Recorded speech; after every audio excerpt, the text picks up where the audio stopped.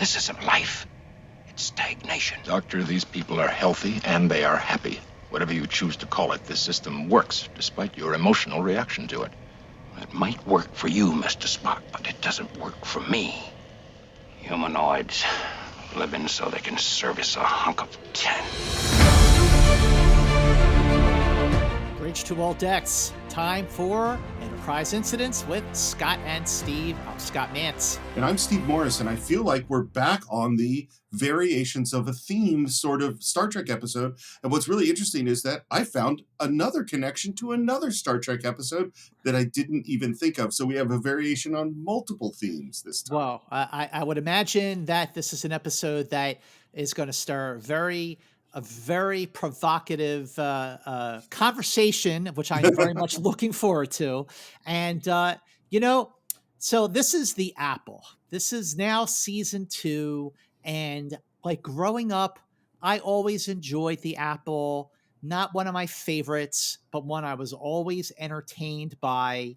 It's an episode clearly like when we were talking about the Changeling, I mentioned how the Changeling was formulaic, but in a good way. I really love the Changeling a lot. It's an episode that I go back to and revisit many, many times. Whereas the Apple is formulaic in not a good way. And that is something that I sort of realized during my rewatch because I have not seen the Apple in quite some time. I still enjoy it. I still like it. I still think it's a second tier episode of Star Trek's second season, which compared to the rest of Star Trek's second season, it's good. And compared to most other shows, it's great. But what is your take on the Apple from when you first got into Star Trek? I think from listening to you, it sounds like I've liked this episode more than you. I've always enjoyed it. It doesn't go into my top 10 or even top 20, but it's definitely one I always enjoyed. And it's definitely, having just rewatched it and thought about it a lot, I would say it's actually more sophisticated than I gave it credit for in terms of dealing with these philosophical ideas. Well, I look forward to hearing all of your philosophical ideas. The 2 episodes in a row now relied on formula, and also 2 episodes in a row, a whole lot of red shirts die. This episode, the red shirts die one by one in a much more dramatic fashion, which really leaned into, the running joke of Star Trek about the red shirts, right, which is actually rather amusing. But the Apple is an episode that I think, because it is directed by Joseph Pevney, who is definitely one of Star Trek's 3 top tier directors. I think that's one of the reasons why there is a lot more for me about the Apple that I like than I don't like. It aired on October 13th, 1967, making it the 34th episode of Star Trek to air in first run, but it was actually the 39th episode to film, which it did over 6 3/4 days, which makes it the 3/4 over schedule between July 14th and July 24th, 1967. The total cost for the Apple was $205,980, which means, it did go over budget by quite a bit, $20,980. The visual effects cost for this episode alone, Steve, which is probably the reason why it went so far over budget, was $35,160. Wow. Plus the cost of the greens to make stage 10 look like a paradise jungle. That bill also was rather expensive, about $5,040. So the Apple was written by Max Ehrlich. It's his one and only teleplay for Star Trek, which he wrote when he was 57 years old. Max Ehrlich is an author of many, many books, including The Edict, The Cult, and The Reincarnation of Peter Proud, which some of you may recognize that title. For TV, Max Ehrlich wrote the teleplays for Tales of Tomorrow, Suspense, Assignment Foreign Legion, The Defenders, and The Wild Wild West. And for film, he wrote the screenplays for The Lie, Sail to Glory, and he adapted his own book into a screenplay for this film, of the reincarnation of Peter Proud. So, he wrote the story outline on April 10th, 1967. He did his first draft teleplay on May 29th. And then Gene Kuhn came in and did 4 rewrites. So this episode was very heavily rewritten, which probably explains some of the formula aspects of it. But he did his 4th rewrite on July 12th. That was his second revised final draft teleplay. And Dorothy Fontana was so taken, or rather turned off, by the similarities to this episode that it had to one more episode in particular. She said it was an exact but totally unexciting duplicate of the Return of the Archons. That's what I mean. This is variations on a theme. This is definitely in the we found a society. Are we going to interfere in it? Sort of, question. Yep. And this is what's funny to me is like it is strange that they keep going back to things, but I think that's part of what I'm starting to admire in a weird way, surprisingly, is there are more ways to explore this single idea. Absolutely. Would you like to know some of the things that were going on in the world when this was being filmed? So in July of 1967, I would imagine there was quite a bit going on in the world. There was. And we're going to go back to Israel a couple more times because there's so much going on in that part of the world, including on July 15th, the very first Israeli settlements moved into the Golan Heights, one of the occupied territories. On the 16th, Will Ferrell was born. Oh, happy birthday, Will Ferrell. On the 18th, there was not one, but 2 plane crashes. And it's funny, I've seen plane crashes in almost every single week that we've been doing this show. And I generally haven't said them because it's just, there's another plane crash. But like, it really is remarkable as we've done this. It's a lot. We think of a plane crash as a thing that happens just totally rarely. But in the mid 60s, they were happening on an almost weekly basis. Wow. On July 20th, John Roselli was arrested by the FBI, having run one of the most sophisticated card cheating operations in the history of the U.S. And do you want to know where this card cheating operation was headquartered? Where was it? In the Friars Club in Los Angeles. The Friars Club? The Friars Club, where all the celebrities, this is the class, this is where the original celebrity roast came from. This is where all the celebrities would hang out. And the people that got ripped off by this card thing were people like Phil Silvers and Zeppo Marx. And like, this is, oh, wow. They brought in the celebrities to do that. Here's a completely bizarre one, but I found it funny. On July 21st, Winnicone, Wisconsin, I might be pronouncing that wrong, they hosted the Midwest outboard motorboat races. That doesn't sound like a really big deal. Right. But at that motorboard races, they announced their secessions from the state of Wisconsin. They said, we are leaving the state of Wisconsin and becoming our own sovereign state. The reason this small town did this is because when they made the new maps of Wisconsin that year, Wisconsin left their town off the map. And so they, in a way of saying, screw you, Wisconsin, we're leaving. They named their mayor the president. They named the head of the Chamber of Commerce the prime minister.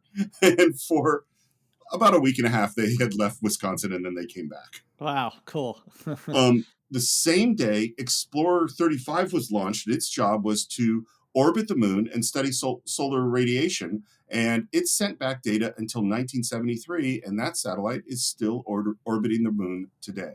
Space junk. Yep, it's basically space junk. On the 23rd, there was the 12th Street riot, one of the biggest riots and most violent riots in American history. It lasted 5 days. 43 people were killed. 1,189 people were injured. 7,231 arrests. 2,059 buildings were burnt down. Wow. It's a huge riot. And here's how it started. It started because the police shut down what they called an after-hours liquor operation, but was in fact just a kind of house party for 2 Vietnam veterans that had come home. No kidding. Wow. Yeah. And when they were loaded, and they arrested 82 people at this party.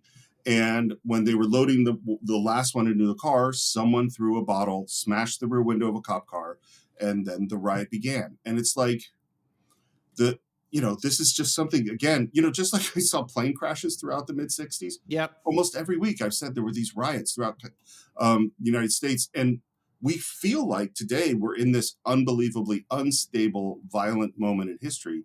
Well, it's not actually as unique as we might think it is. On the same day, Israel issued Order 58 declaring absentee property forfeit. So that basically means those people that didn't make it back into the state of Israel who had fled, their property was now forfeit. And here's something I want to point out, and it relates to this episode.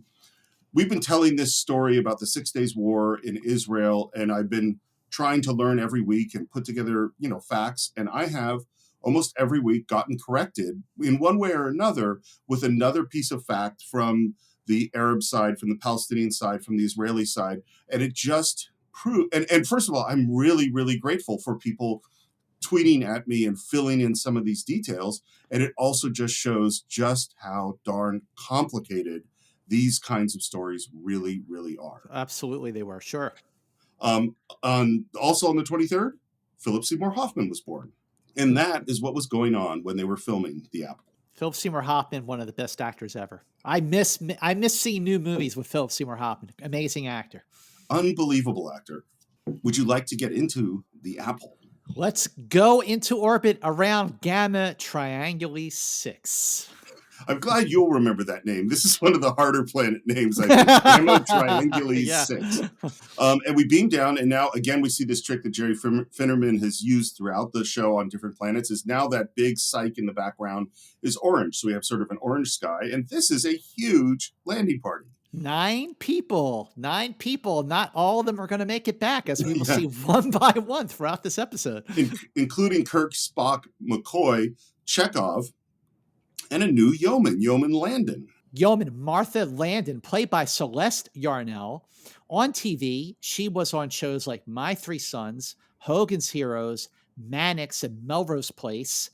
On film, she was on the big screen in movies like Eve with Robert Walker Jr., who played Charlie in Charlie X, and also a movie called Live a Little, Love a Little, starring Elvis Aaron Presley.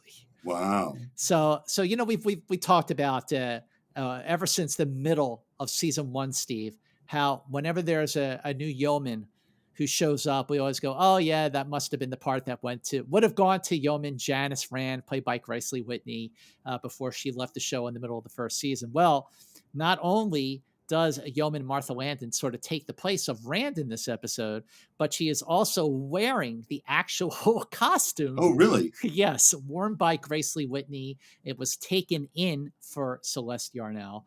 But so not only is she the replacement, but she's actually wearing the uniform. But are they still thinking, like, was this originally written for Yeoman Rand? No, absolutely we got to not. be past that, right? We're past that because when Max Ehrlich wrote the story outline on April 10th, 1967, Yeoman Rand was long gone. And basically, the first thing we found out is this planet is near paradise. The soil is great for growing stuff. The temperature barely varies throughout the planet. And this is part of why they're here, is that a previous starship that came by said, we got some strange readings and we're here to check it out. And it is a bit strange, but absolutely beautiful. And Chekhov with some flowers says, makes me homesick, just like Russia. More like the Garden of Eden, Ensign. And now we get more Chekhov jokes. Of course, Doctor. The Garden of Eden was just outside Moscow. A very nice place. It must have made Adam and Eve very sad to leave. But this set, I have to say, for stage 10, this was a really lush set. That set decorator, Joseph Stern, really did an amazing job of turning it into a lush jungle. And like you pointed out, Steve, the cinematography by one of our favorite people to work on the original series, that is cinematographer Jerry Finnerman, making this episode look fantastic. Now, the music for this episode, Steve, was completely tracked, meaning it was lifted from other episodes. And the beam down music that they use for when the landing party beams down to Gamma Trianguli VI, if that sounds familiar, it's because it was lifted from Metamorphosis. That is George Dunning's beautiful, beautiful score. And I remember, Steve, when I was a kid and I was holding up my little tape recorder up to the TV to tape Star Trek, the Apple was an episode that I definitely did tape, and it was an episode that I listened to a whole lot. So even to this day, I got to tell you, I mean, again, Apple isn't on my rewatch list. You know, it's not one that I go to and rewatch, and I can't remember the last time I saw it. But isn't it funny how when you sort of remember things and memorize things, maybe it's a song or a movie, and then you don't see it again for a while, and then when you rewatch it, you're like, you pick up the dialogue right Yep. away.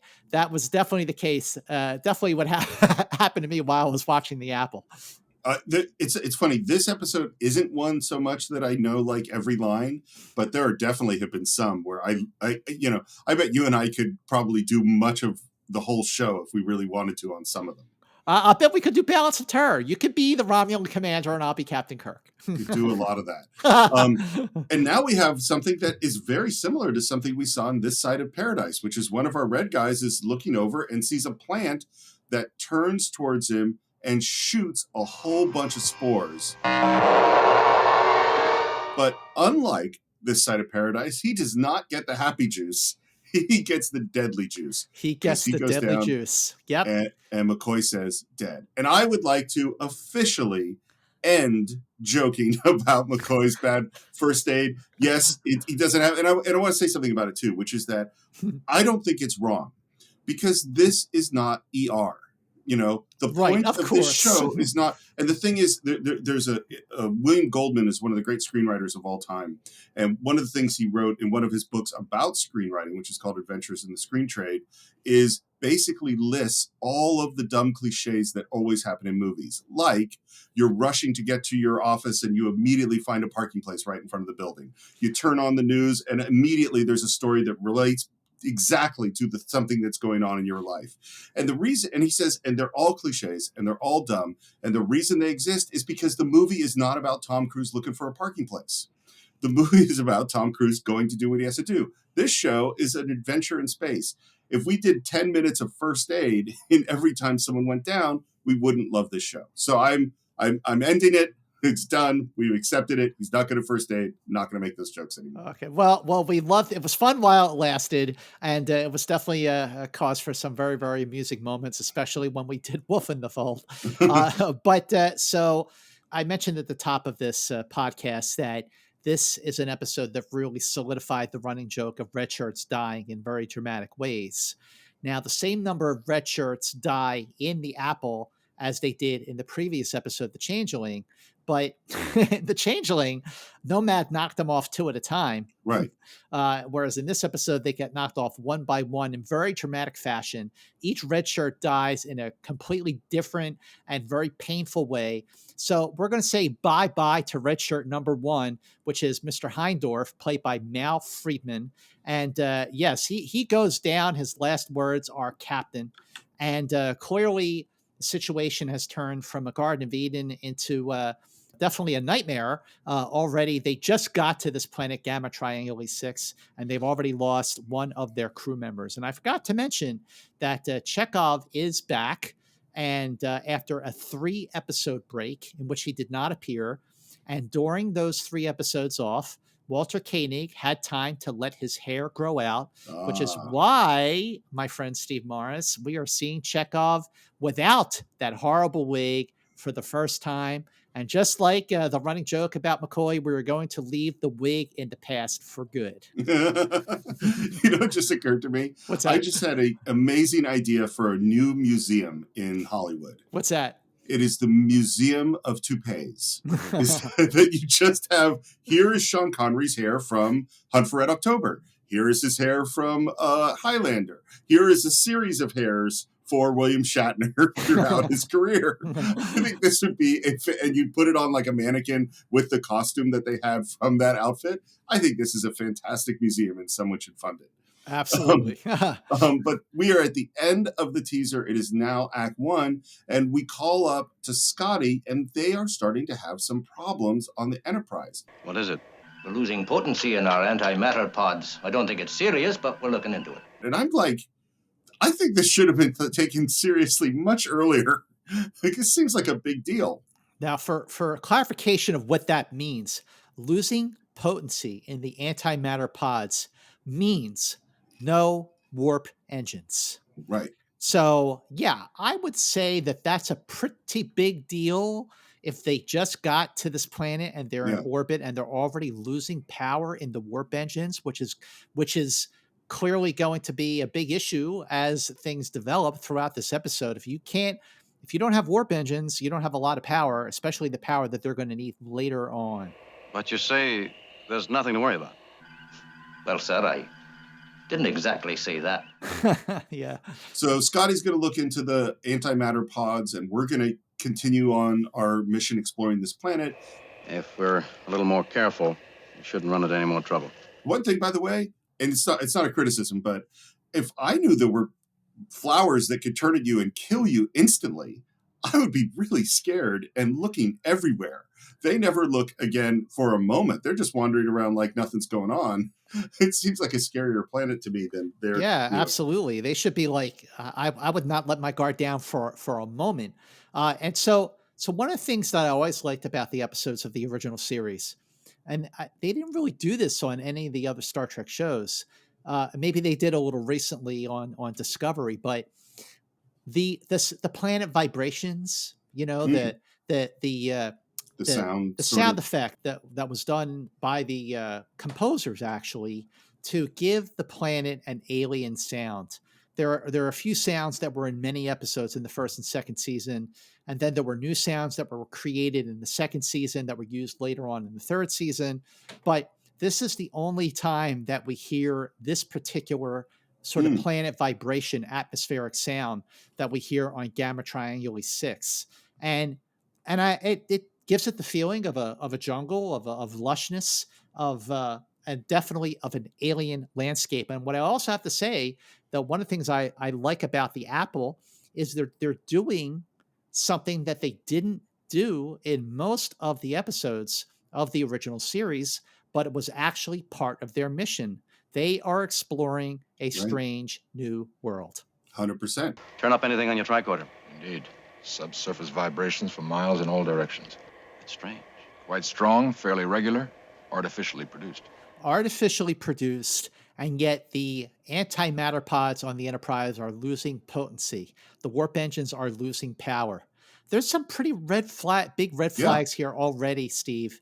When we talk about an episode like Space Seed, where Kirk made some bad decisions with regards to, showing Khan the technical journals of the Enterprise, or letting Lazarus walk around the Enterprise without a security guard. I would say that this episode qualifies as Kirk really ignoring some pretty big warning signs early on. Yeah. Yeah, 100% agree. And we call over Mallory, another one of our red guys, and we're going to do some reconnaissance. We hear that there's a village nearby, and we start to go and do that. If Mallory looks familiar, that is because he is played by stuntman Jay Jones, who you remember from Cat's Paw when he fell on his face on the transporter platform in the teaser of that episode. And he was also the stuntman who went flying across stage 10 after being zapped by Apollo and Who Mourns for Adonais. And he is also the stuntman who went flying across the bridge after being zapped by Nomad in The Changeling. So when it comes to doing stunts in the original series, my friend, Jay Jones goes to 11. I'm glad that they gave him a little bit more to do. I mean, it just is, because didn't he get knocked out on one of the Apollo ones? Yeah. He went to the hospital. Yeah, so I'm glad that they're like giving him, like, because he's got lines in this one and he's got a little more to do. What is it? There's a humanoid hiding directly behind us, moving with remarkable agility, bearing 1-8. And Yeoman Landon is with Chekhov, and she says, all this beauty, and now Mr. Hendorf dead, somebody watching us.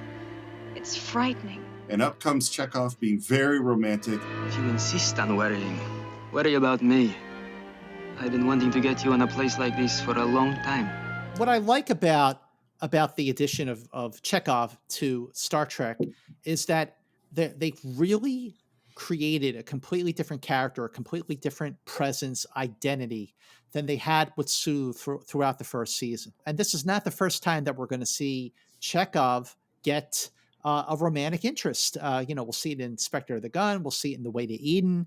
unfortunately, in The Way to Eden. There's a lot I don't like about that episode, but still, I just like the levity that Chekhov brings. I think that Chekhov and Kirk had a great relationship. There's a paternal Mhm. relationship to Kirk over Chekhov, and I think that it was really nice to see that explored even in the Kelvin timeline. Star Trek movies, Star Trek Beyond, really sort of continued that, Mhm. and I think that picked up from episodes like this.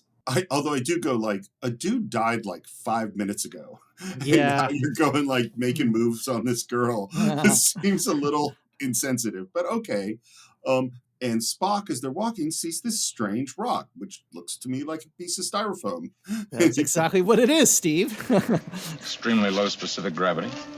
Some uraninite, hornblende, quartz. He breaks it in half, Fragile, good cleavage. An analysis should prove interesting. and then he tosses it, and it explodes. Okay, now here's my question, Steve. If this piece of styrofoam, which is what it is, if this rock was so volatile that it would just explode just by tossing it and having it hit the ground, why wouldn't it break when Spock broke it in half? I have wondered this since I was a kid. It makes no sense. It doesn't make sense to me. Well, and it also doesn't, and we hear Garden of Eden with landmines. They've been on the planet's surface for 10 minutes. They've lost a crew member. The Enterprise is losing power. There's deadly plants, could be at every turn. And now there's landmines in the form of rocks. I'd be like, Kirk, Enterprise, beam us up. Bye-bye. Well, and he doesn't give the order like, okay, let's look at this plant. This is what it looks like. Keep your eyes out for this. Hey, all the red guys, this is this rock. Be really careful. He doesn't say anything to anybody. All right. Our antimatter pods are completely inert. I couldn't stop it, but I know why. Why? Something from the surface. So that is not knowing why. Right. I couldn't stop it. I know why. It's something over there. I don't know what it is. It's like, well, you don't know why. And Kirk says, do you need any help? Well, there's nothing you could do about it, sir. And there doesn't seem to be any immediate danger. Yeah, there is. Your warp drives are out because something from the planet is draining the ship. This seems like a bad thing. Yeah, it is a bad thing. It's a bad thing. But Kirk is still, he's following orders. That scout ship reported some very unusual readings. We never found out what they were, but they must have been unusual enough to have the landing party brave the danger and keep moving forward. McCoy is examining the thorns from the plant that killed the red guy. See the stuff on the end? It's like sapling, only it's 1,000 times stronger. But at that very moment that they're examining, the projectiles from the plant, which, by the way, the whole idea for a plant that shoots projectiles came from the suggestion of associate producer Robert H. Justman. So Bob Justman was more than just an associate producer. He was doing making a lot of creative decisions here. But just as they're examining this, another plant turns towards Kirk, and Spock notices, Jim! Pushes him out of the way. The plant shoots its projectiles, and they go right smack into Spock's chest. McCoy gives him some kind of shot. I filled him with enough massiform D to make the whole crew turn handsprings, and he's not responding. And now we call it the Enterprise. Okay, now we're like, let's get the hell out of here. Yep.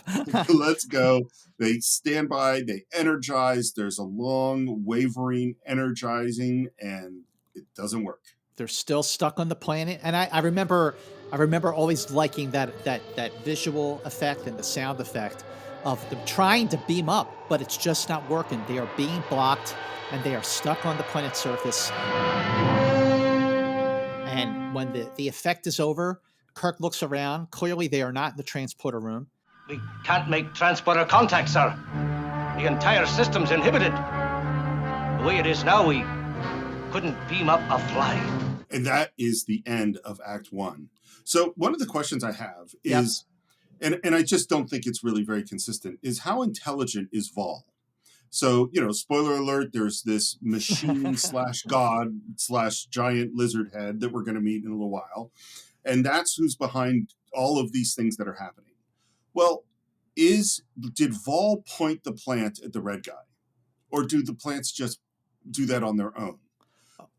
And does Vaal understand what the transporter is and what they were trying to do, or is Vaal just destroying everything kind of randomly?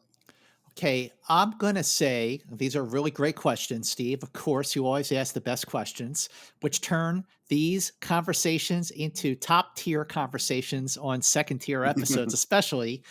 So the first question is Vaal intelligent? Is he controlling the plants? Certainly, I would say yes, he is, because Vaal is, if Vaal, let's put it this way, if, as we will see in a bit, Vaal controls the weather, and he controls the weather to the point where, as we're going to see, someone else takes a hit. So if Vaal is controlling the weather, I think that yes, Vaal does control the plants. And the reason I say that is because if Vaal didn't control the plants, then there might not be any villagers that we're going to see later in this episode. That's what I think too. I think that Vaal is controlling all of this, and he certainly is tapping into the Enterprise, which is causing it to lose its power. I also think there are other things where Vaal clearly sees what's going on. And he communicates with the people of Vaal, with the guy who's the ears of Vaal. So, like, I do think he's intelligent, which is part of me goes like, man, if Vaal had just let them beam up, he'd still be alive. I want you to remember that, Steve, because I know that we are going to get into some deeper conversations as this podcast progresses. And while Vaal may be doing what it thinks is in its best interest to protect the villagers who are feeding it and sustaining it, it is also making decisions that will lead to its own undoing. And 100%. if Vaal had just said, you know what, I don't like these people, but if they're trying to beam up, I'm going to let them go and let them get away, and that'll be the end of it, and we'll be fine, then Vaal might still be with us to this very day. 100%. So it's funny. So the question I've asked many times, and obviously it's one that we're going to discuss here, is if the ship was not in danger, would you do what they do? Well, I will say, first of all, right now, I 100% think they do the right thing because the ship is in danger. So this is one where Vaal is clearly trying to kill everybody on the Enterprise. I know there's a Prime Directive and everything, but you are being attacked. I believe you have the right to self-defense. And so, but the question of do they do the right thing for the people of Vaal, that is a different question that we're going to get to as we go along. We are going to get to both of those things. And I absolutely agree with you on that first count that Captain Kirk, he's responsible for 428 lives on the Starship Enterprise, and he has the right to defend his ship and his people. So I absolutely think that Kirk is in the right in the situation. It's Act 2, and we know that there's problems with the transporter and with the antimatter pods, and Scotty's going to go work on that, and Spock sits up. So, by the way, Spock takes a beating in this episode. Yes, he definitely does. And I love they ask, are you all right? Dr. McCoy's potion is acting like all his potions, turning my stomach. Other than that, I am quite well. And McCoy with the retort, the typical, the levity that we've come to love about these two, Spock and McCoy. Well, if your blood were red instead of green, you wouldn't have an upset stomach. And then Captain Kirk is grateful but annoyed. Just what do you think you were trying to do? I surmised you were unaware of that plant, so I stepped in front and took the thorns yourself. I assure you, Captain, I had no intention of doing that. It was merely my own clumsiness which prevented me from moving out of the way. I see. Well, next time, just yell. I can step out of the way as quickly as the next man. And then I like that Kirk is like, but, thanks. By the way, I don't think Kirk would have jumped out of the way quickly enough. Right, you're right. So something is both after us and after the ship as well. And then we see a storm moving in. So not only are the plants trying to kill you, not only are there landmines, not only is it draining the antimatter pods and killing the transporter beams, but it controls the weather. And we have another red guy all alone. I don't know what his name is. Okay, we're going to say bye-bye to red shirt number 2. The character's name is Kaplan. and you have to be really close, pay really close attention because you only hear his name mentioned once, and it's very, very quickly. That character, Kaplan, is played by Dick Dial, and he is struck by lightning and disintegrates. What's interesting to me, by the way, is that a red guy at the beginning gets hit by the plant, immediately dies. Spock gets hit by the plant, and McCoy is able to save him. Now we have a red guy gets hit by lightning and completely disintegrates. Spock gets hit by lightning later on, and he's okay, just has second-degree burns. Okay, well, two replies to that. For one thing, you could argue that Vulcans are tough. Vulcans are tough, and he was able to survive it. You know, he had a much greater immune system and was able to ward off the effects of those projectiles, the poison in there. As for the lightning bolt hits Kaplan like dead, like right head on, like it is a bullseye. Okay. Whereas when later in the episode, when Kirk and Spock are running away from Vaal and the lightning bolt hits Spock, maybe it just wasn't like a good shot, you know, because he was running. So there's that. And sometimes it's like, you know what? That's what the writers wrote. Right, exactly. You know, that's just what it is. And now we go to the basic, like, burnt out crater where our red guy was, and we hear, Beautiful day, Mrs. Spock. Not a cloud in the sky. He walks over to another plant. This one, a friendly plant, picks the flower, smells it, says, Just like paradise.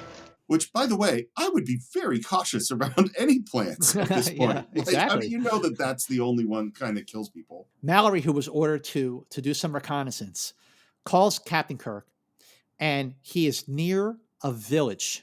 And just at the moment that he says, and Captain, there's something else. And this is something I never noticed before. Oh, I didn't. Now I get it. Yeah. Okay, right? So Mallory's describing the village, and then he turns his head, and you see the look on Mallory's face. He's startled, and he goes, oh, wait, Captain, there's something else. And just at the moment that he says, Captain, there's something else, the communications become distorted. So I think that Mallory saw Vaal. I think you're 100% right. I never got it before. And that's why the communications go out, because Exactly. Vaal's, yes. Oh, that's great. No, I never picked up on that. Awesome. So they're at attention and they're running towards Mallory. And then we cut back to Mallory, who is running very, very quickly and not paying attention to where he is going or where he is stepping.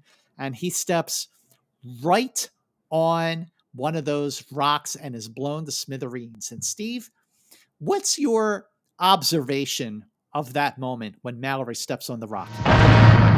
Actually, I don't know. I feel like there's something here I missed. So what should I have been observing? Well, I always thought, like, boy, that was a really dangerous stunt. When he steps on the rock, like, it explodes, and that is clearly a stunt man. It's not a mannequin or a dummy. And I just thought, like, wow, that must have hurt. And guess what? It did hurt, because what happened was Jay Jones, just not very much luck with doing stunts for Star Trek. The timing of the explosion for the rock was what happened a little too soon. So because the explosion went off like right when he was on top of the rock, he was sent to the hospital. Again. Wow. He's been through a lot, this guy. Yeah, sure. Poor guy. Poor Jay Jones. He's like an unsung hero of Star Trek, as far as definitely I'm is. Yep. And then now this is 3 red guys down, and Kirk is really bummed, and he starts talking about these people. I know Kaplan's family. Now, Mallory. Show me you couldn't have stopped any of this. His father helped me get into the academy. In each case, this was unavoidable. I could have prevented all of it. And I'm like, yeah, maybe you could have. Yeah. Not the first one that gets killed by the plant, but after that, yeah, maybe you could have. Captain, our friend is back. And Kirk brings over the rest of his crew and says, they basically come up with a plan where Spock and Chekhov are going to create a diversion. And I love watching them act out their little scene. Mr. Chekhov, your tricorder readings are totally inefficient. Mind your own business. For your information, I have a very high efficiency rate. Ensign, I will not have you address me in that tone of voice. What do you want? Violence? And at that moment, Kirk has snuck up on our native humanoid and punches the guy, who immediately bursts into tears. Punches him right in the face, and the native villager. Before you say who the person is, yep. Can I say something that for my entire childhood, I was certain this was Peter Graves from Mission Impossible. Oh, I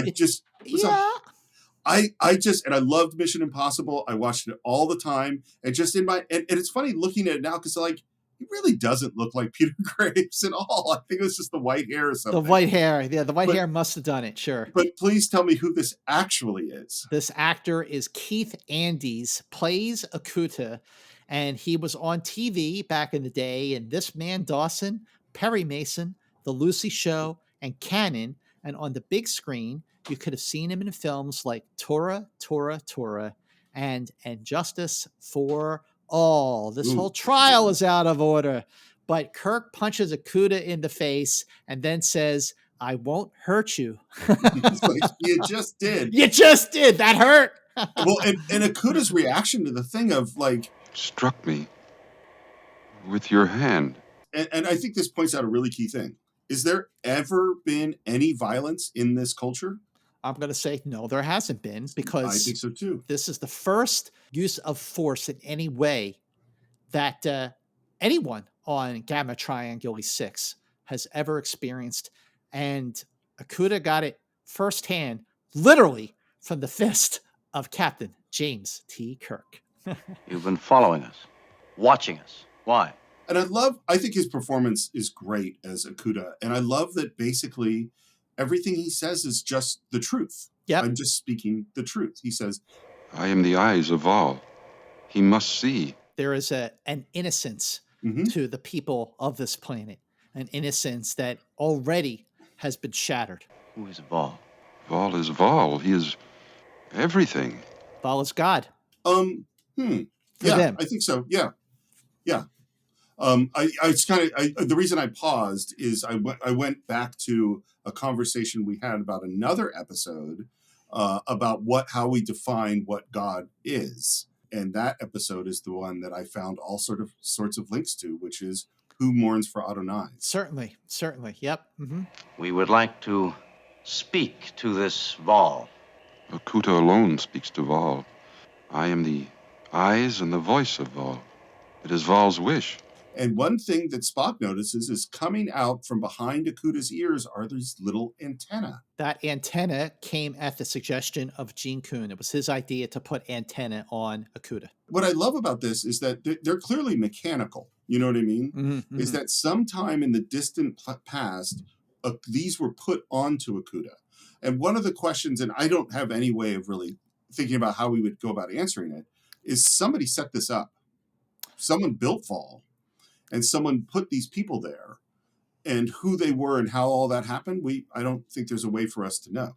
Well, the reason why we don't know, Steve, is because even though some of the writers and producers suggested to Gene Kuhn while he was rewriting, where does Vaal come from? Like, are we going to give any backstory to Vaal and all that? And he thought, and I think that this was the right thing to do in this case for this episode, to just leave it mysterious.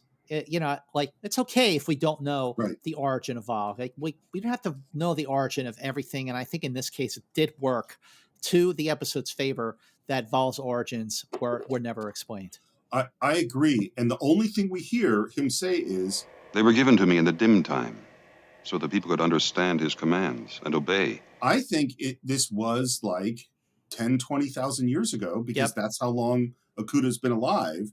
And it's the dim time because it's hard to remember back that far. Right. Absolutely. And one of the questions was Akuta an adult when this started? Okay. This brings me to an epiphany that I had while watching this episode. So, Steve, even though we don't know the origin of Vaal and the origin of the people of Vaal, like what came first, Vaal or the people? And why was Vaal put there? So I had this epiphany, and it's really amazing, Steve Morris. I'm ready. There have been so many times during our, we're almost at the halfway point of Enterprise incidents for the entire series. And there have been so many moments where I just like slap my head going like, oh my God, what a moment that I just never thought about. So this was the moment I thought about while watching the Apple. If these people were put there and this machine was put there and these people are servicing the machine and the machine is servicing the people, basically keeping them young, is there a connection to the natives that were put on the planet in the Paradise Syndrome who worshipped the obelisk that Kirk ultimately falls into and loses his memory in the Paradise Syndrome? Is there a possible connection between the apple and the Paradise Syndrome? Because Spock even says in that episode that humanoids were part of a bigger species that were colonists deposited on certain planets. So maybe this is all part of the same species, that only it's just different because Vaal is a different kind of machine than the obelisk in the Paradise Syndrome. I think there is, without question, a thematic connection. Mm-hmm. Just as there's a connection between Paradise Syndrome and For the World is Hollow and I've Touched the Sky. For sure. Because that's another, there are ones where there is a machine who is saving a people, but the people don't know what the machine is. Exactly. And that connection exists with Vaal as well. And what I think, whether or not we could say that these are actually from the same place or the same creators, I don't know. But I do think that Star Trek is obsessed with paradise. Mm-hmm. The Archon's Landru, that was an attempt, a very failed attempt to get to paradise. And what little girls are made of. We have Roger Corby who's trying to get to paradise. This side of paradise, obviously, is another version of paradise, is that we see, and here we are, and yet, I mean, it's called the apple, and we're talking about the Garden of Eden. Yep. Like, again, we're dealing with paradise, and of course, there's the Weight of Eden, which is not a good episode. But our failure to get to paradise is a big part of Star Trek, and the denial that paradise is even possible. That's a big part of Star Trek. Excellent points. Captain, something has grabbed us from the planet's surface, like a giant tractor beam, and we can't break loose. Scotty, the warp drive's still out. Aye, sir. All we have is impulse power. Put it on maximum. Full emergency circuits. They're all on, Captain. What I love about what goes on with Kirk and Scotty is you see what a good commander Scotty is in Kirk's absence. He is literally doing, there's no point where Kirk tells him to do a thing that he's basically not already doing. For sure. For sure. And I love when Scotty is in command of the Enterprise, especially, when we have episodes like in the first season, like A Taste of Armageddon or Return of the Archons. I think that we've really seen Scotty come into his own as in temporary command of the Enterprise in season 2. There's also a great rhythm when Scotty is in touch with Kirk. Kirk is not on the Enterprise and Scotty is. That there's a great rhythm that they have where they read each other's thoughts. And like you said, Scotty is one step ahead of Kirk. He's already thought of everything that Kirk is about to tell him. Yes, I couldn't agree more. It's so much fun. And I think they made the right choice, that it's not going to be Sulu who's in command. It's going to be Scotty. Right, absolutely. It's no good, Captain. With maximum thrust against the pull, we'll only be able to maintain full power for 16 hours. Then we burn up for sure.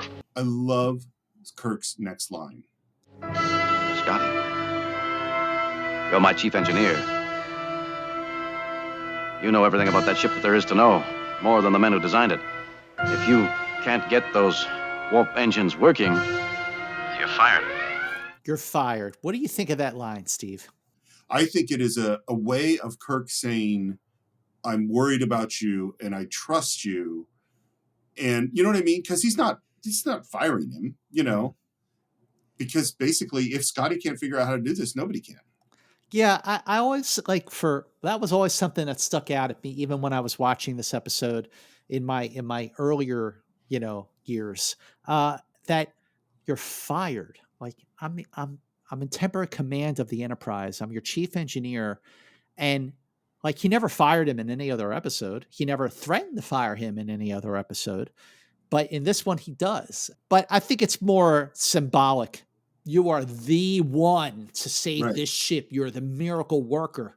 you couldn't change the laws of physics, but you still saved the Enterprise in the naked time, and if you can't do it, you're fired. Like it's more of a symbolic, figure of speech than anything else. I think so. Well, to me, it relates to you just earned your pay for the week. You know what I mean? Exactly. It's a joking communication between the two of them. Now he turns to Akuta. And I love that Kirk is just like, okay, I can't do anything about what's happening on the Enterprise.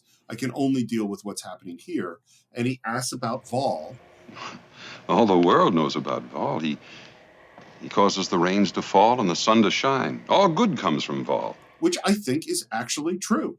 He doesn't cause the sun to shine, maybe, but he does cause the rain to fall. He does, but we hear later he puts the fruit on the trees, He does cause the sun to shine because he's the one who brings the rain in and he moves the rain out. So he does, in effect, cause the sun to shine. And all good comes from Vaal. And I know I brought this up when we were talking about Wolf in the Fold, how I thought, again, something I did not think about before, but I thought about it while having a different set of eyes and ears watching it for these podcasts for Enterprise Incidents. But just like I thought of, Argelius 2, the law of Argelius is love, the summer of love. Look at the people of Vaal. They are hippies. They are, turn on, tune in, and drop out. They are in their own paradise. But it is obviously very manufactured by an artificial intelligence. But I do think that there's something to the people of Vaal, even subtly, that was influenced by flower power of the times. I think so. I wouldn't say they're hippies because I think they haven't turned in, and dropped out. That's a good point. To do that, you have to be in opposition to a culture that exists. But I do think you're 100% right. Is the movement to the let's go back to the land. Let's have the commune. Let's have that. This is definitely, I think, coming out of that for the writers. They're going, okay, well, let's do it. Let's show a society that really where it's kind of working. Yeah. How much it's working is something obviously we're going to get into a discussion of a little bit later. But Kirk asked to go to see Vaal. He wants to talk to him. I shall take you to him, but he will not speak to you. He speaks only to me. And then we get to see Vaal. We see Vaal, designed, of course, by Matt Jeffries, the set designer for Star Trek. So, again, Robert H. Justman, associate producer, came up with the idea here to make Vaal an ancient idol instead of, get this, Steve, the earlier versions in which he was a computer inside of a building. So, and that is very much what Landru was in Return of the Archons. So it was also Justman who suggested that whenever Vaal exerts any kind of force in any way, that his eyes light up. And again, it was Gene Kuhn's plan and his idea to keep Vaal's origins a mystery. What do you think of the design of Vaal? Well, I think it looks really cool. It definitely is jarring, and compared to the Valyans and, the villagers, the natives who are peaceful as sheep for now, Vaal is menacing. I mean, it looks like a serpent.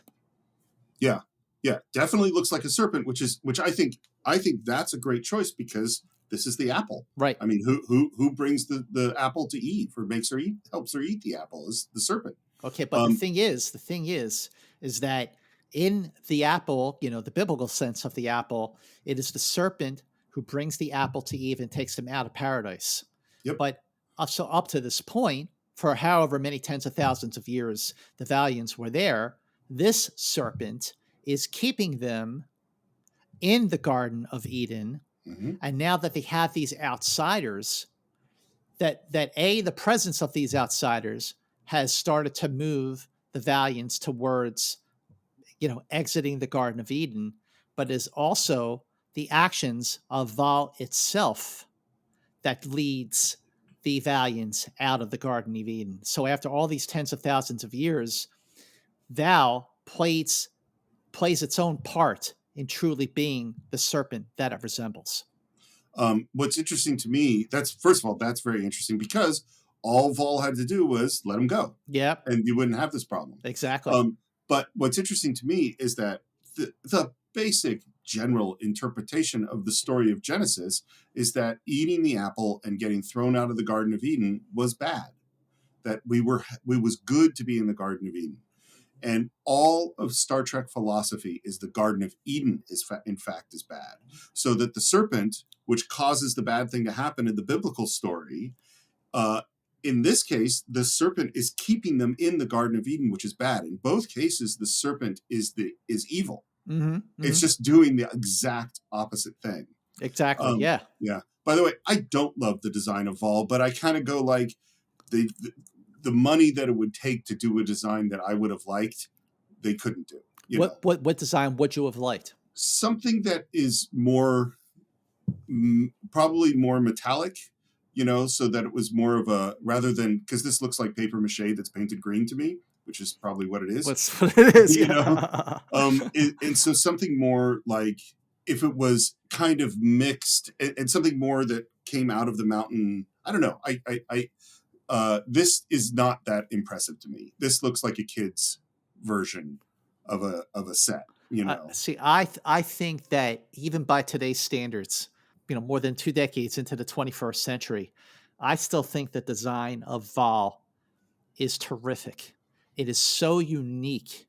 As soon as you see it, I mean, where it's from. It's such an iconic antagonist, so to speak, of television history. And I think that given the limitations of the budgets that they were on back in the late 60s, I think it is a miracle that Vaal looked as good as it did. Probably. So because you've given me an extra moment to think about the answer to the question, is I would have Vaal definitely be a serpent, definitely have eyes that glow, definitely come out of the mountain, but also show that a sophisticated technology built it. Oh, I see.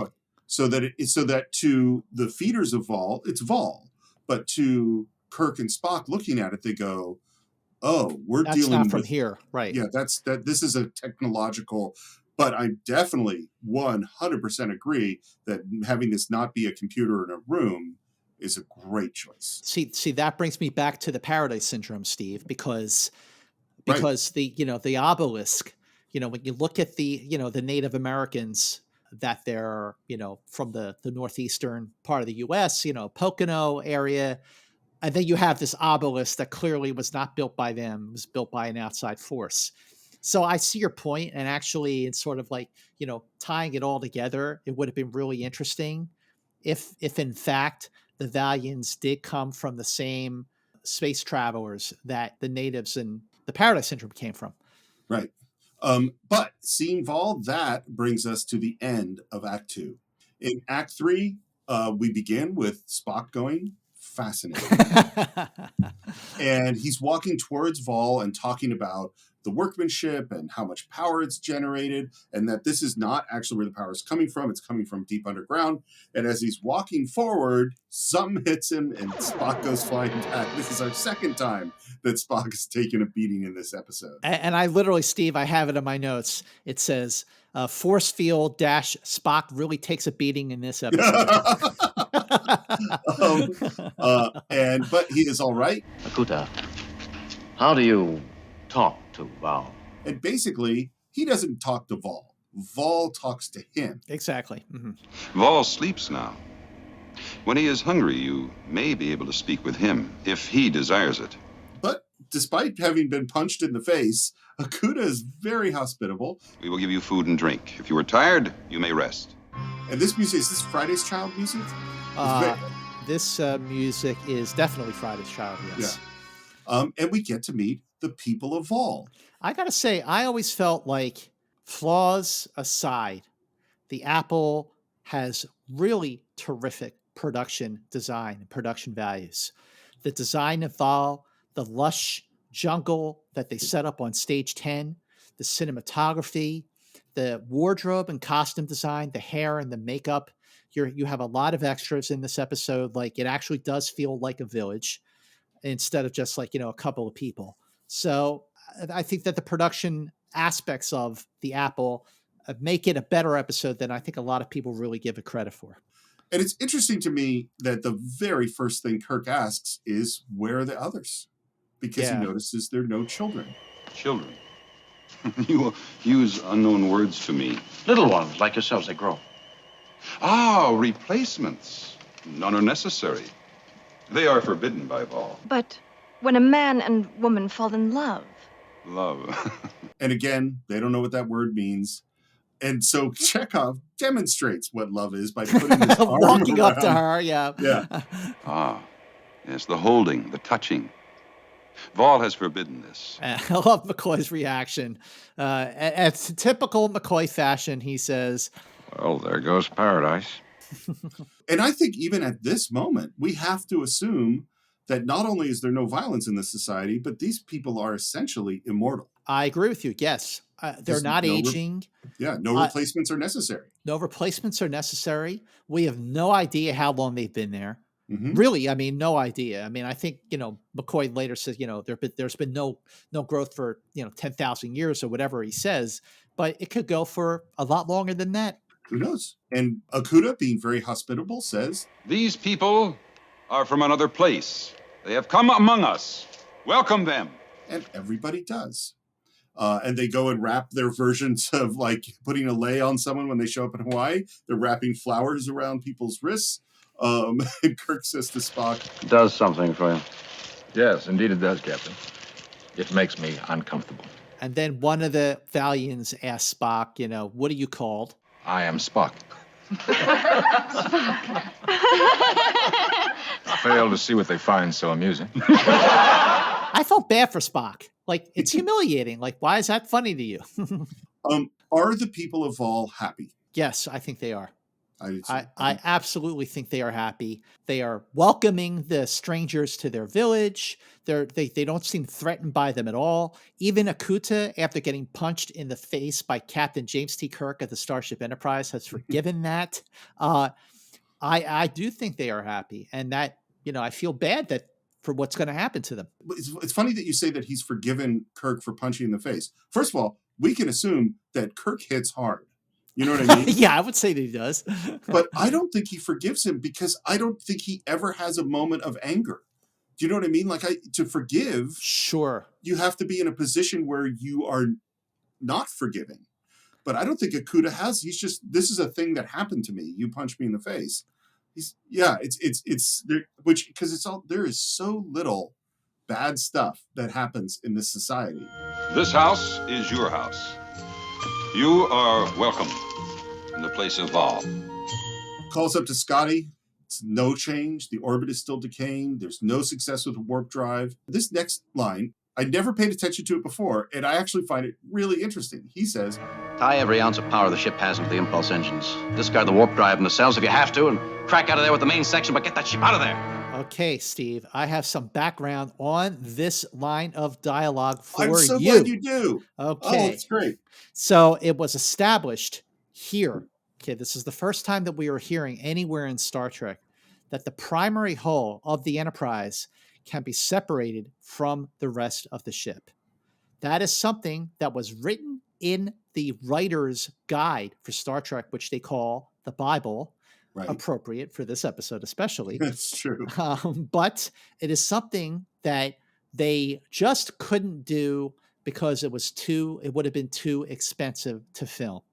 Now, this is something that we do finally see when we get to Star Trek The Next Generation in 1987. In fact, in the very first episode of Next Generation, we see the primary hull separate from the secondary hull. And in fact, that the secondary hull has a mini bridge so it can operate like a starship without the primary hull.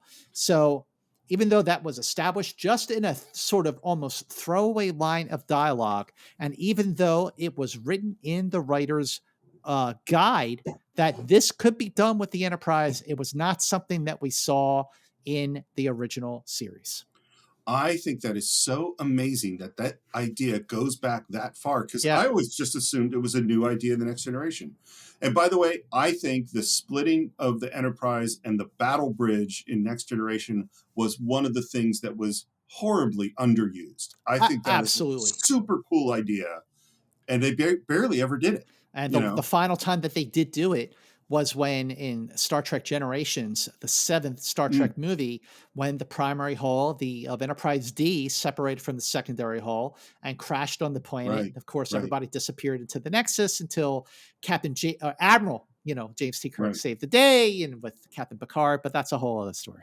But it is also a story of Captain Kirk kicking everybody else out of paradise.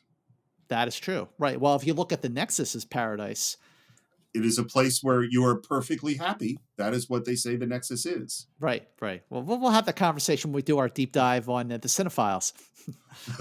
I don't know that Generations is really Cinephiles. Yeah, I don't think so either. I mean, it might be Enterprise incidents worthy. I'm not sure that it's a Cinephiles episode. But right after we find this out, in comes McCoy. I just ran a thorough check on the natives, and there's a complete lack of harmful bacteria in their system. No decalcification, no degeneration of tissue, no arteriosclerosis. In simple terms, Jim, they're not growing old. And I can't begin to tell you how old they are. 20 years or 20,000 years. Or even longer than that is what I'm guessing. And by the way, there's a really interesting thing. There's a lot of research right now trying to make us immortal. A lot of people trying to see if they can figure out how to beat death. That's the last thing we need, by the way, but okay. I think there's a lot of real problems with the idea. But one of the things that they don't quite understand is that literally there is a moment where your cells start degenerating. And it's built into us through evolution. And so whatever that is, the people of Vaal, they don't have that. Wow, that's very interesting. I think immortality would be a big mistake. Well, particularly if you have replacements. Right. Because then the population just grows and grows and grows and grows. I think if you have immortality, the decision of Vaal or the creators of Vaal to not have replacements kind of makes sense. Yep. No natural enemies, apparently no vices, no replacements needed. Maybe it is paradise after all. And then we hear a gong. And outside we see a smiling group of people heading off to feed Vaal. It's interesting, so the villagers, the Valians, are giving Vaal fruits, all these organic food. What I'm wondering, Steve, and this is not something that's ever explained, but I'm really curious how that turns into sustenance for Vaal, how he uses that organic food to generate power. So I had this exact same thought because he needs a lot of power. I mean, the power to be, destroying the Enterprise is a lot. And it seems like a couple of apples and a banana is not actually going to generate enough power to do that. But if he's actually splitting the atoms and going into the subatomic particles, well, the strong and weak nuclear force is really, really, really, really powerful. So if you could fully get that energy out of, a grapefruit and a cassava melon, then I guess you could generate a lot of power. That's my geeky explanation. And Akuta stands there. He's watching. Kirk and Spock are hiding. And the force field's down, so they stand up. The eyes flash. The thunder comes. The people of Vaal kind of look around and go, what's going on here? That's not the way. And this is an interesting thing, as Spock says. This is no ordinary machine, Captain. It may well possess a rudimentary intelligence. And in our last episode, when Spock mind melded with Nomad, we had sort of the same idea that, yes, it's a machine, but it might be a sentient life form. Essentially, It has consciousness. So do you think that Vaal has consciousness? Yes. I do too. I think so. But this is a great bit of deduction from Kirk. But it needs to eat frequently, so it can't have any great power reserves. This is the first clue of how we're going to defeat Vaal. It's later on, and now McCoy comes up. And this scene is the center philosophically of the episode. And this scene, what I think is so great about it, and we'll get into it, is they really do articulate exactly the philosophical problem they are facing. Absolutely. This is where this is this conversation, I agree with you, is the centerpiece of the episode. And it is the provocative conversation that justifies the existence of the episode because of the way it presents both sides equally. What's going on, Jim? Mess call. In my view, a splendid example of reciprocity. I like McCoy's response to this. It would take a computerized Vulcan mind such as yours to make that kind of a statement. Now they're going to argue is this a good culture? Is this society working or is it not? Doctor, you insist on applying human standards to non-human cultures. I remind you that humans are only a tiny minority in this galaxy. So this is the first idea. And I think we can 100% apply this to different cultures and how they interact on Earth. And frequently when one culture sees another culture, they say, that culture is totally messed up. Right. We do that all the time. And in particular, Europeans finding cultures that they would describe as primitive, which maybe they're not, but they go, man, we got to end this, whether it's the Mayans or the Incans or the Aztecs. Sometimes these are big civilizations and we go, no, they need God. They need they need all the Western stuff, and that's something that's happened over and over and over again. We mentioned at the top of the episode how this episode has so many similarities to the Return of the Archons. Mm-hmm. But Steve, what is your take on the differences between Vaal and the Valians of Gamma Trianguli VI and Landru and the inhabitants of Beta 3? First of all, I'm always impressed that you remember all these planet names because I definitely don't. There's no comparison at all. The Landru is mind controlling. Not only is he mind controlling everybody, they don't have any free will. They have no personality. They're not having any fun. I mean, they're just kind of walking around like automatons, except for the time that they go absolutely crazy and commit rape and violence and horribleness to each other during the Red Hour. So, in my opinion, Landru's world is messed up, and it is 100% correct that Kirk stops that. Okay, well, what's your feeling? My feeling, well, you took the words right out of my mouth. The people of Beta 3 are not acting on their own free will whatsoever. It's different when, in this case, where Vaal is caring for the Valiants in the sense that they're not getting older. And I mean, they may be existing to feed him, but they seem happy. They seem like individuals. It seems like a commune, a cult of sorts, but I don't think that they are being mind controlled. Their purpose is to feed Vaal and to be happy, and it's working for the society. You could say, well, isn't that working for Beta 3? And I'd say, well, no, it's not. It's broken because it got the whole thing with the Red Hour, and these people are walking around in a complete daze just to have Landru be in power for no reason than to just be in power. Yeah. But McCoy says there's certain absolutes, Mr. Spock, and one of them is the right of humanoids to a free and unchained environment. The right to have conditions which permit growth. Growth is the big argument that I think McCoy has. Mm-hmm. I agree. Is that it is necessary, in his opinion, that societies advance.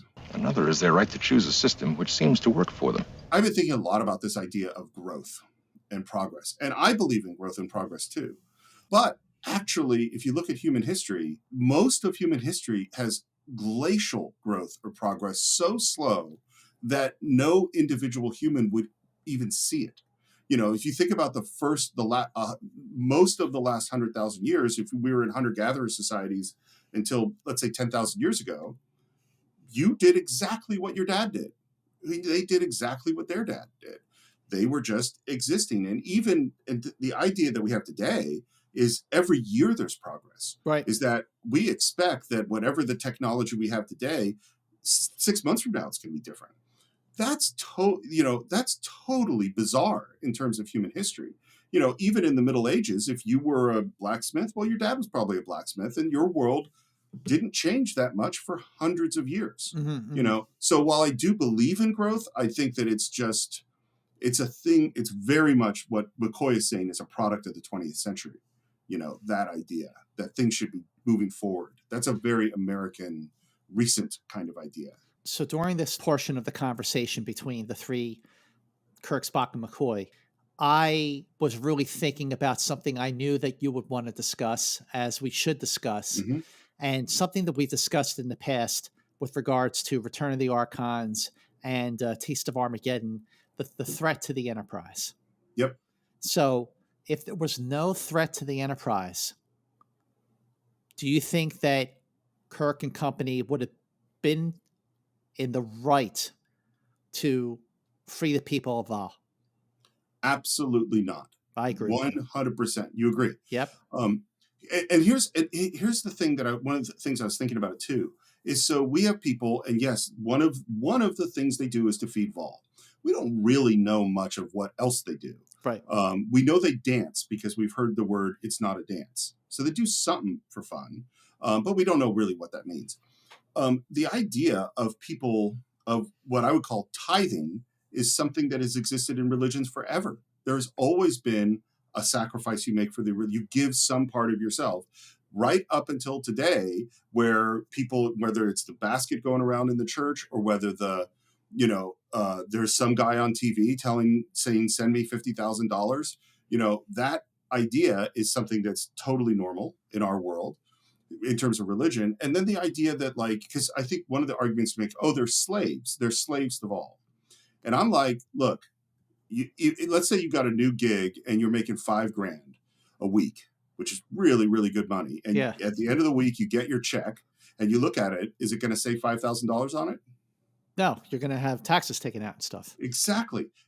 Every single society takes something from us. And the idea, again, that these people are slaves, and it's like, well, you ever have credit card debt? Do you ever worry about leaving a job because you lose your health insurance? Do you ever have student loans? And how are you going to get your kids through school? And there's a leak in your roof. And like, most of us live lives where we frequently have moments where we feel totally, totally trapped by our lives. Yep. And I don't think the people of Vaal feel that way. I agree with you. Listen, I mentioned this already, but it's not just that the Enterprise comes in and shakes things up, destroys Vaal, and takes these people out of their version of paradise. It's that the Vaal kind of brings it on to himself, because it's really, and you'll see this in a bit, it's Vaal that introduces the concept of killing to its own people. Vaal does this, not Captain Kirk. And sure, the people of Vaal witness love and romance among the Enterprise crew, particularly Landon and Chekhov. But if Vaal just let them go in the first place, the people would never have seen that, and everything would have been status quo, and they would have been in their own happy paradise, and that would have been the end of it. 100%. Yes. And what I love is that I love how even this argument is, because McCoy, who really believes in this idea of growth, says, "Don't you understand what my readings indicate? There's been no change or progress here in at least 10,000 years. This isn't life. It's stagnation." It's a perfectly well-articulated philosophical stance. For sure, 100%. And Spock's is so great, his response. "Doctor, these people are healthy and they are happy. Whatever you choose to call it, this system works, despite your emotional reaction to it." I think that line, I don't think we know that in the end, Kirk is going to side with McCoy.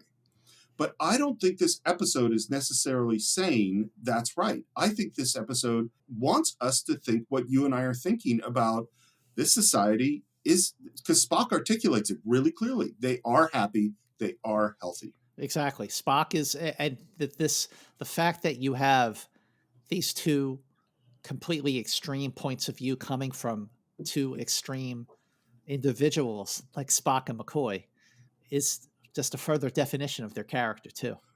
And you know what? The other thought that suddenly occurred to me at this moment, What's you that? know what episode this, I think I already said what episode I think this relates to, is that what is happening here on this planet is that the people of Vaal are living almost exactly the lives that Apollo wanted the crew of the Enterprise to live. They are living an agrarian, peaceful life where all they have to do is worship the god regularly. Okay, there's the difference. I see your point, but the difference is that Apollo is not a machine, and Apollo was forcing very advanced 100% humans to. Well, they didn't want to make that choice. Right, right. They outgrew the need for someone like Apollo.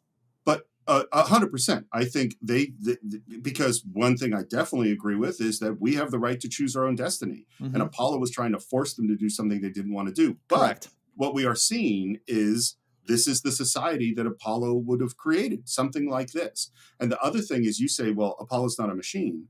Well, we already said Vaal it has sentience, that he has consciousness, and B, that he is essentially a god in the same way. The fact that he's mechanical doesn't really make a difference, to me.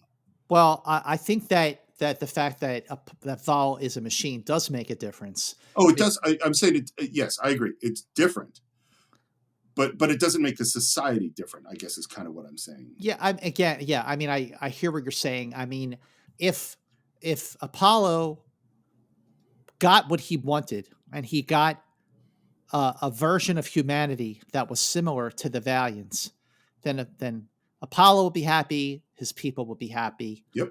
But I don't know if Apollo would have stopped them from aging Right. We don't know that. like Vaal does. And if he didn't, then it's quite possible that the version of paradise that Apollo would have generated, he would have once again it would have been short-lived, just like it was on Earth 5,000 years ago, because Apollo would have found himself in a very similar situation where humanity would have grown, evolved, and outgrown its need for someone like Apollo, where Vaal is basically keeping the Valiants in a state of arrested development, right, where they are not growing. I mean, they're happy. I mean, that's the thing. I mean, you know, whatever argument you're going to make about Vaal, the point is that the people are genuinely happy. They are innocent and they are happy and they are living in their paradise. They're living in their Garden of Eden. You know what I think one of the big differences is that Apollo has very human emotions. Apollo wants a relationship with Lieutenant Palamas. Right. Apollo is jealous. He does get anger. He has a lot of stuff. I think Vaal, in a way, is far more perfect than Apollo. Vaal makes one really, really stupid mistake in taking on the Enterprise, but like it is consistently done exactly the same thing for thousands of years, whereas Apollo hasn't. No, listen, Apollo's going to do all sorts of stuff. Apollo was a very complex character because Apollo is so vulnerable and so needy and such a tragic figure.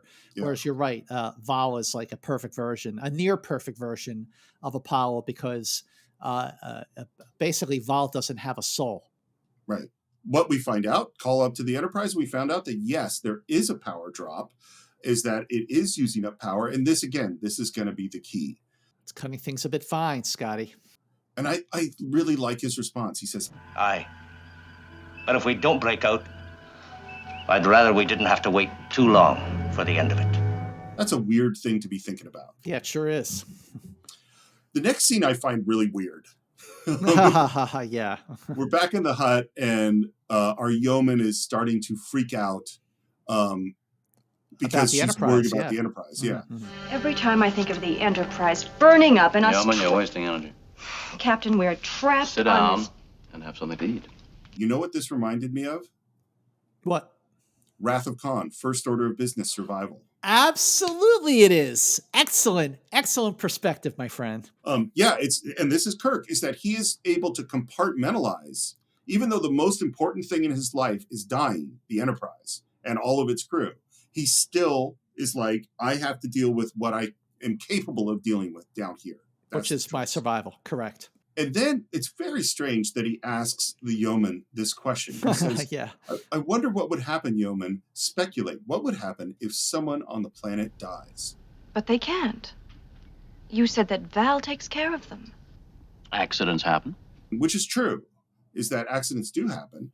I suppose if someone were to fall off a cliff or something, that might upset the balance of the population. Then they would need a replacement. They'd need a replacement. And then we have this, she kind of asks, well, how would they do that? And we get into the hesitation of basically talking about sex. And there's just total bizarre moment where Kirk throws it at Spock and says, well, science officer, why don't you explain it to the young lady? It's totally bizarre. Yeah, it is bizarre because, these are grown-ups. They're mature enough to have a conversation about sex without making it awkward. Well, and the thing is like, well, if they are like us, well, then we know how they would do it. And if they're not like us, then we don't know how they would do it. Totally. And this is do you think that the Vaalians, as you've been calling them, are capable of sex and sexual reproduction in the same way we are. Do I think so? Sure. Yeah. I think so too. I think that's the implication. And then we get to this final joke, is that Spock kind of says, I guess Vaal would give them instructions. From a machine? That I'd like to see. Which I'm sure that Vaal is perfectly capable of telling Akuta how you're going to go about doing this. Sure. Well, Vaal tells him how to kill, doesn't he? Yep. Well, and my guess is maybe it's had to happen. Like, you're forbidden to have sex, but every once in a while, Vaal goes, okay, you're going to have to do this. And they have some ritual ceremony, and one couple has sex, and then you have one replacement, We cut to Vaal, his eye, and we see standing silently in front of Vaal is Akuta, who's obviously listening to something. Right. And then he says, I understand, Vaal. And then there is a moment of hesitation. It has a strange reaction to what Vaal is telling him to do. And then he says, It shall be done. Mm-hmm. Right. You're right. Like he's like doesn't understand for a second. So I have a thought about what I think Vaal just told him, and I'm going to wait till the next scene to talk about it. Mm-hmm. Okay. Let's go have a romantic moment. Oh, yes, with Chekhov and Landon. So they're off, they're, just taking in the view, so to speak, of the landscape, and she's concerned about the Enterprise, and Chekhov doesn't have the answers for her, and says basically, But if we do have to stay here, would it be so very bad? No. Not if you're with me. I just want to say very quickly, again, the ship is literally dying, and you're feeling all romantic, like everybody is about to die. Well, but okay, Chekhov, that's your timing. Fine. Okay, well, as we've established in Humors for Adonais, Chekhov is 22 years old. Yeah. So you know where his head is. But they have this conversation, and then they embrace in a very passionate kiss. And while this conversation and this kiss take place, they are being observed by two of the natives, two Vaalians, as I like to call them, Makora and Sayana. Now, Makora, you may have a hard time recognizing him through all that makeup and that big wig, but that is David Soul, best known as Hutch from Starsky and Hutch. Oh my God, that's yes. amazing. And Sayana is played by Shari Nims, whose credits are whatever. But so by Vaal keeping the landing party stranded on this planet, not letting them go back to the Enterprise like they clearly wanted to do, this was a mistake on Vaal's part. 100%. To expose his perfect little paradise to a bit of the apple, love and sex. And they're trying to ascertain, like, what this touching of the lips is. It is not a dance. It gathers no food. It does not serve Vaal. But it did seem as though it was pleasant to them. And after however many tens of thousands of years, if not longer, Makora looks at Sayana and he touches her lips very tenderly, and they engage in a kiss. And he likes it and she likes it. And they both like it a lot. Several things about this. One thing that I find interesting is that they are clearly cast to be younger people, right? Yeah, sure. How are they all 10,000 years old? How are they younger? Oh, well, that's a really good question. Maybe just at a certain point. Maybe Vaal just kind of arrested their development. Yeah, well, he definitely arrested their development. The question is whether or not the Vaalians actually are natives to Gamma Trianguli VI. Like I said, they could be. I don't think they are. I'm with you. I don't think they are. I don't think they are. And that's actually a great question. Do you think that the Vaalians are natives of Gamma Trianguli VI, or do you think that they are descendants of colonists who were planted there from a long time ago to service this machine that would keep them in a state of paradise, aka arrested development?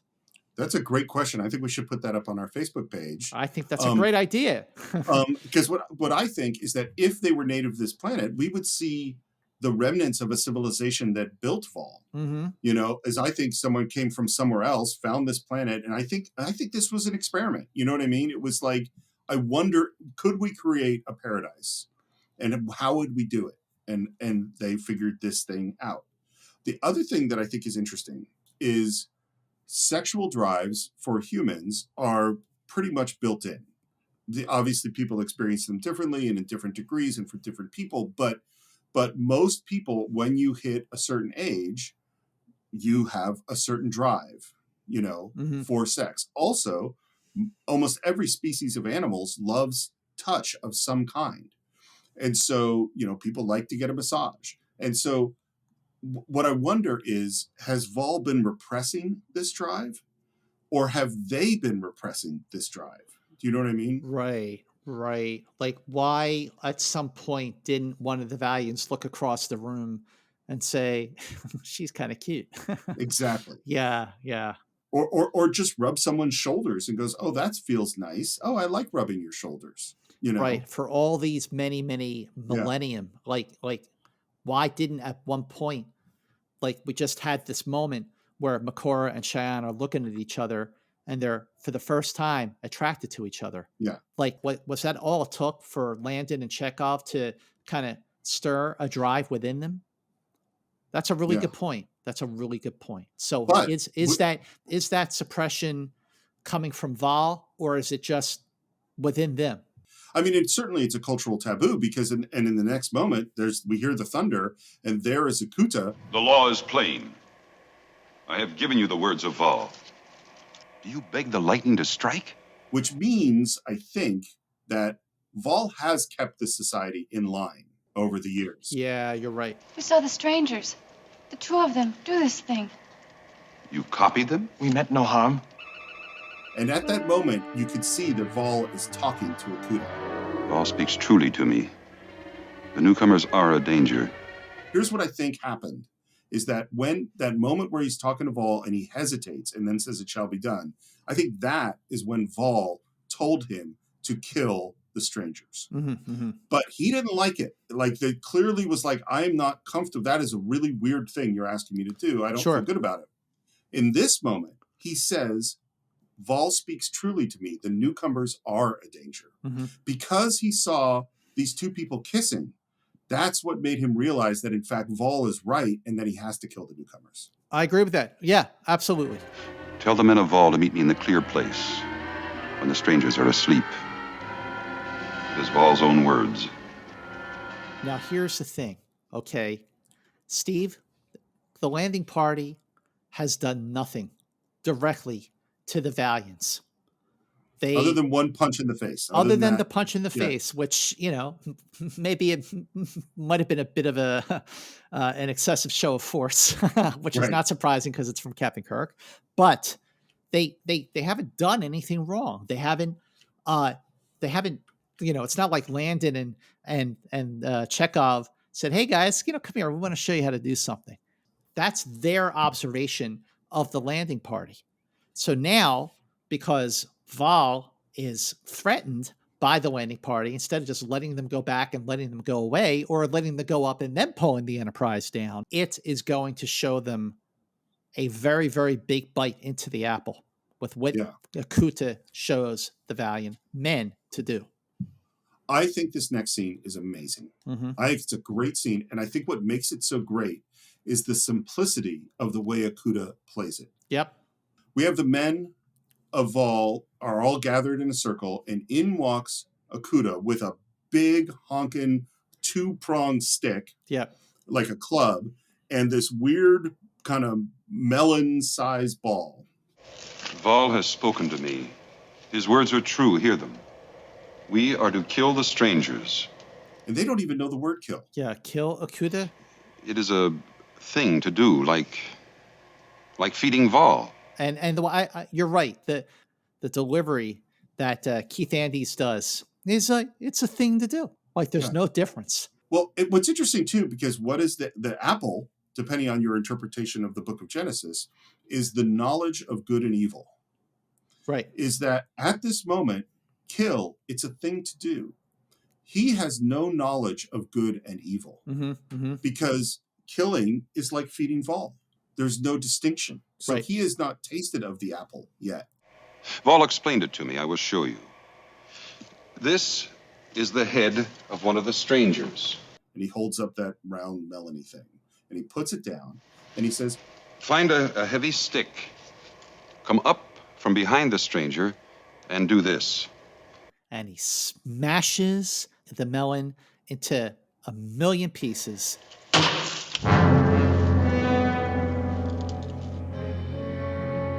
It is a simple thing. It is the word of Vaal. It will be done. It is chilling because it is so flat. Right. You know? Right. It is. There's no build up to it. He doesn't dramatize it, doesn't sensationalize it. Well, and it's literally, what is the worst sin possible? Probably to kill. You know, one could certainly argue. And he is talking about it like it's nothing. Right. It's this lack of knowledge of good and evil that make it so darn scary. And that is the end of Act 3. It's Act 4. We're continuing this conversation. I am concerned, Captain. This may not be an ideal society, but it is a viable one. And Kirk is full Team McCoy at this point. Yep, absolutely. Bones was right. These people aren't living, they're existing. They don't create, they don't produce, they don't even think. They exist to service a machine. I don't know that they don't think. I don't think we can. Yeah, I agree with that. They're not now the people of Beta 3. I would say that they don't 100%. think. Yes. They don't think. Yeah, I mean, some of them do. Some of them who are not of the body think. Right. But they're living in fear.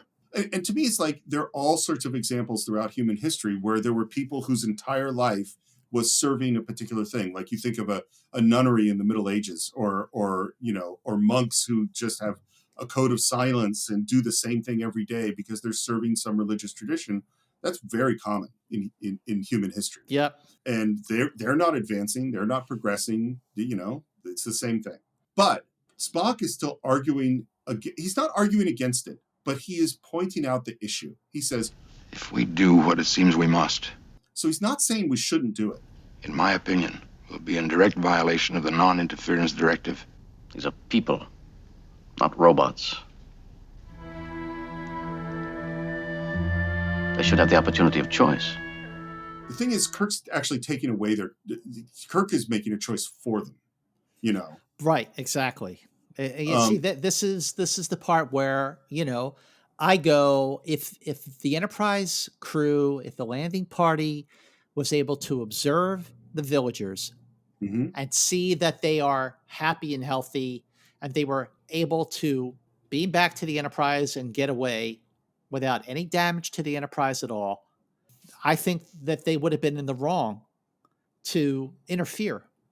Yeah. But again, like Vaal has already started the process with all this by keeping them down there, by exposing the Vaalians to the strange behaviors of these outsiders. Yeah. And then it is Vaal that makes the big decision here to show the Vaalians how to kill. I 100% agree with all of that.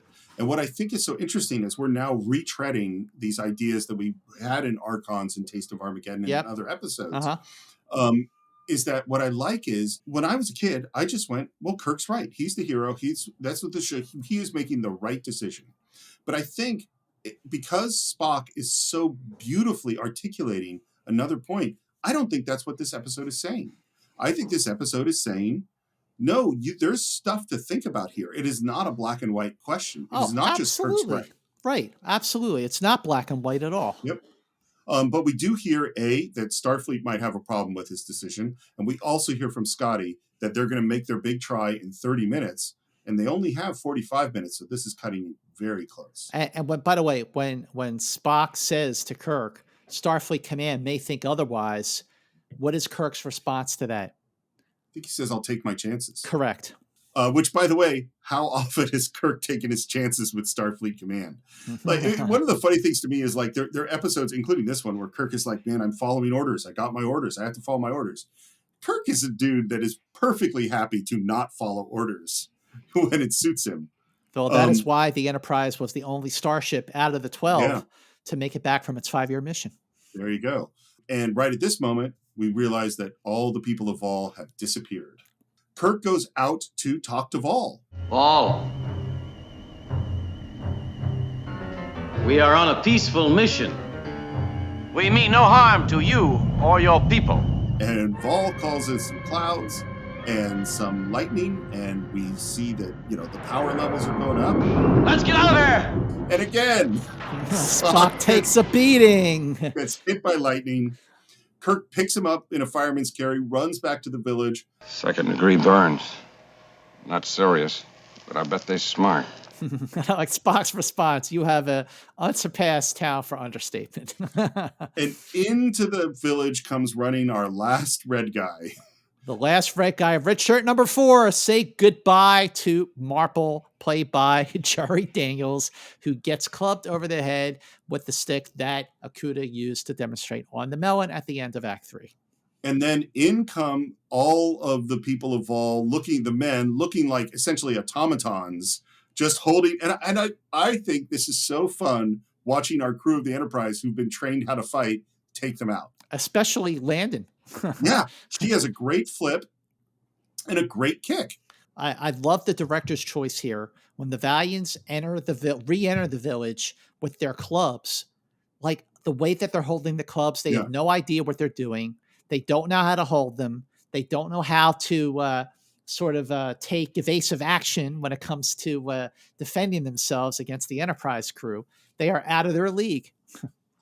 It's funny, in Aikido, which is the martial art I've done, there's times where you're training against multiples. Yep. So you have multiple people attacking.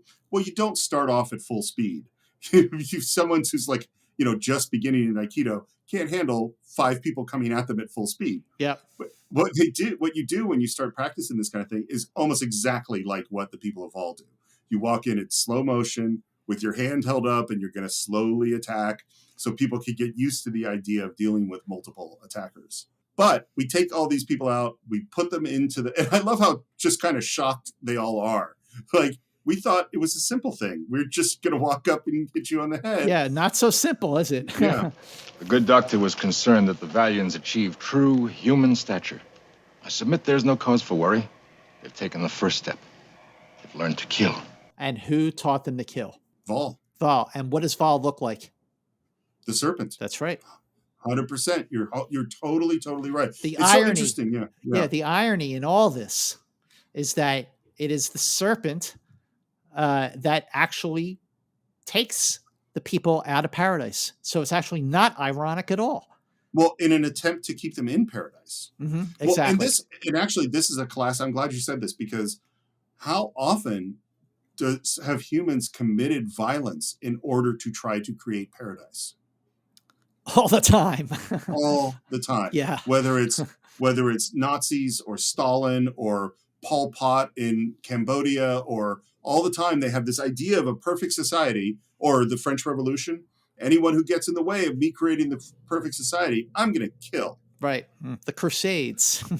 All over and over and over again. The Spanish Inquisition. These are all attempts to create a perfect society in one way or another, to do what's good, to do God's work. Let's kill a whole bunch of people. Exactly, yeah. We're ready here, sir. All available power has been channeled into the impulse engines. We have 12 minutes before entering atmosphere. All right, Scotty, put her in full reverse. Get her out of there. Full reverse, Mr. Kyle, all engines. And they put all the power into it. Sir! Captain, we're doing it! We're pulling away! And then all of a sudden there's a big shake. Scotty, what happened? We pulled away a little. We gained maybe an hour. But we blew almost every system in the ship doing it. There's nothing left to try again. I guess you'll have to fire me, sir. You're fired. The Vaal feeders, they come out because it's time to go feed Vaal. And Chekhov sends them back in. And this is where Kirk fully has the plan. Keep those people from feeding Vaal. Don't let them feed Vaal. Calls up Scotty. Scotty, do you still have phaser power? Aye, but what? Lock all banks on the coordinates of the energy field located down here. On my command, commence firing. So basically, they are going to go back to Humors for Adonais and do the exact same thing. Fire on the power, even though they are standing right by. And it's the exact same thing because in Humors for Adonais, they kept him from getting worship. You know, they laughed at him. They tried, which is part of the source of his power, and made him expend a lot of power. And they did the same thing from Vaal. They're keeping him from getting fed and making him expend a lot of power. Absolutely. And in both cases, in the case of Humors for Adonais, the Enterprise was being held in place by a giant hand rather than being pulled down. But it is the end game is the same here. Yep. And so they open fire. Mr. Kyle, all phasers, commence firing. And the clouds come in and the lightning comes in. Vaal starts to turn red. There's sparks and smoke inside, an explosion. And then we see the eyes flicker and finally go out. Scotty, cease fire! Spock is taking readings using his tricorder and says, Vaal is dead. They have killed God. Nietzsche would be proud of them. And everything's going to be okay back on the Enterprise. Tractor beam gone, potency returning to antimatter pods. I'll have all engineering sections working on the circuits immediately. Scotty, you're rehired. As soon as the transporter's fixed, form an engineering detail with full analytical equipment and beam them down. What's the engineering detail coming down for? Oh, that's a really good question. I don't know. I think they're coming to study Vaal. Yeah, because it's a power source. It's a machine. But because what's interesting is at the end of Archons, they say, let's send some, sociologist people to teach the people how to do stuff. Right. But here we're sending down an engineering team, which is different. But it was Vaal who put the fruit on the trees, caused the rain to fall. Vaal cared for us. It's so funny. It is so parallel to the Archons because at the end of Archons, you have these people who literally don't know what to do anymore. Right. The difference is also huge too, because on this planet, it was really working. They were happy. Right, exactly. Whereas the Archons, they were mind controlled. You learn to care for yourselves. And there's no trick to putting fruit on trees. You might even enjoy it. You learn to build for yourselves, think for yourselves, work for yourselves, and what you create is yours. That's what we call freedom. You'll like it. A lot. And you learn something about men and women, the way they're supposed to be. Caring for each other, being happy with each other, being good to each other. That's what we call love. You'll like that too. A lot. It is emphasis on a lot on that one. Yeah. This is definitely, I would say that Star Trek is a sex positive show. Yeah, I would say so too. And by the way, I love Kirk's delivery of this. Me too. I totally do. This is just it's not up there with one of the great Kirk monologues, but it's still assuring. It's optimistic. I'm in. Like I listening to his delivery of this, I am in for his ultimate decision. I totally think he is convincing in this moment. Mm-hmm. And I love this the last bit of it. He said, "You'll like that too, a lot. You and your children." What are children? The little ones. And then he can't figure out how to explain it. It says, "Just go on the way you're going. You'll find out." I think that's very, very funny. And we're back on the Enterprise. Kirk climbs up a ladder for some reason, and we find McCoy and Spock arguing. So they're basically outside Spock's quarters because they're right where they were in a mock time. Good point. Captain, you are aware of the biblical story of Genesis. Yes, of course I'm aware of that. Adam and Eve tasted the apple, and as a result, were driven out of paradise. Precisely, Captain. And in a manner of speaking, we have given the people of Vaal the apple, the knowledge of good and evil, if you will, as a result of which they, too, have been driven out of paradise.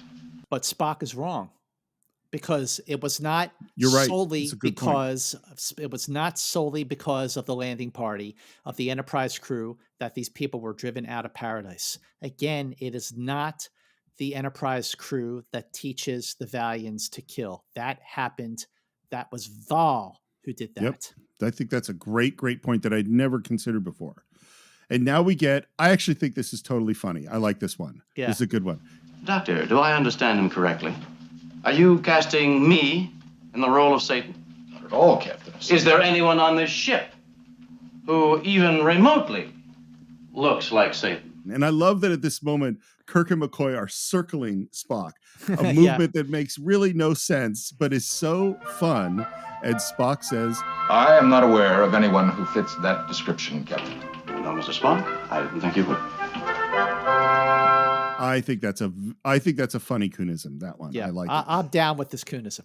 So what did people have to say about the apple? Well, Dorothy Fontana had something to say about it for sure. Not what you think she said. She says, quote, "There are some scripts I'm not too enamored of.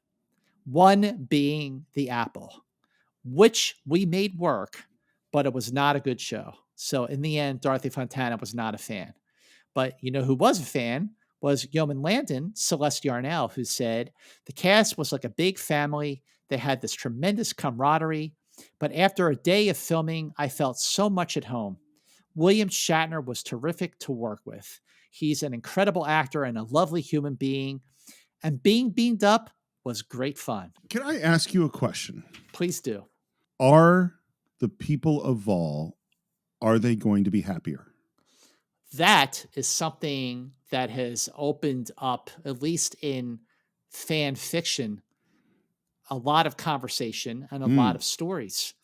I remember DC Comics did a version of Star Trek after Star Trek To the Wrath of Khan, throughout the 80s.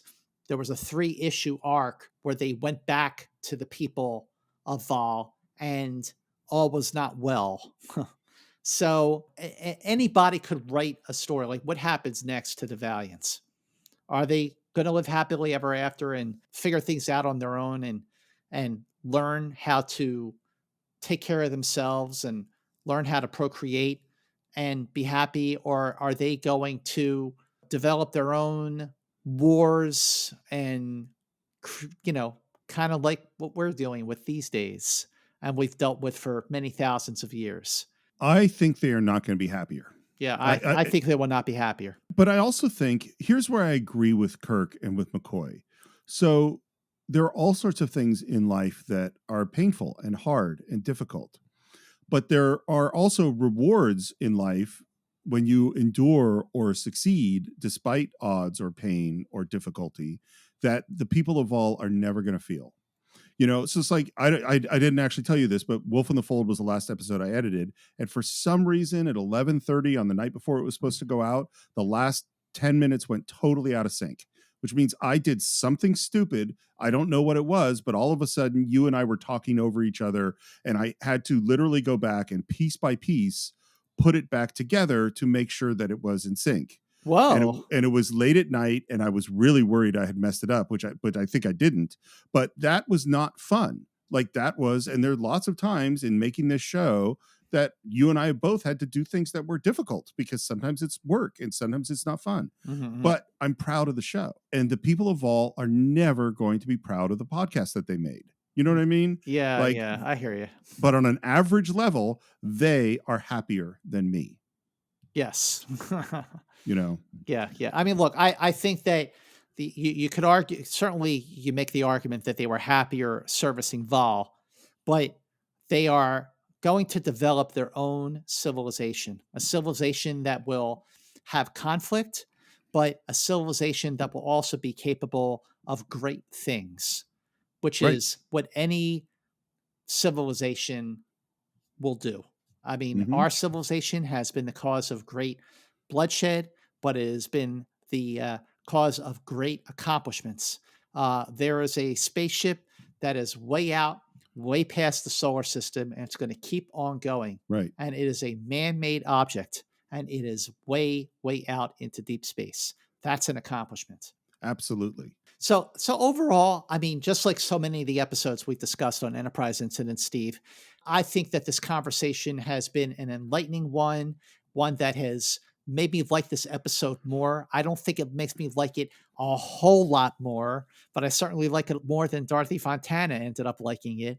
And we would love to hear what you think of our podcast episode on the Apple. Do you think that it was right for Kirk to take the Vaalians out of paradise and have them create their own society? Go to our Facebook page, Enterprise Incidents, and let us know. Also, we're curious to know, do you think that the people of Vaal came from the planet of Gamma Trianguli VI, or do you think they were deposited there from another colony of life forms from another planet, much like the people of the Paradise Syndrome? Let us know. Go to Enterprise Incidents and let us know what you think.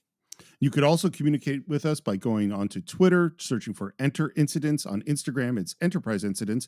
Subscribe to the show right on Apple Podcasts. If you're an Apple person, please leave your reviews there. You can also subscribe on YouTube and on Spotify. Now you actually can leave ratings like you do on Apple Podcasts. So if you're a Spotify person and you see that option to give us a good rating, we absolutely would very much appreciate it. It will help more people find the show. And if you want to reach me, you can do so at SR Morris on Twitter, SR Morris1 on Instagram. And, I've always been talking about this other podcast, The Cinephiles. What I've never mentioned is that once a month we do a live show where we could talk about movies that maybe don't quite make the cut of an actual Cinephiles episode, but are a lot of fun to talk about. Our most recent one was on the director's cut of Rocky IV that came out recently, and we compared it to the original Rocky IV and had a great on-camera conversation on YouTube. So that's the Cinephiles Live once a month.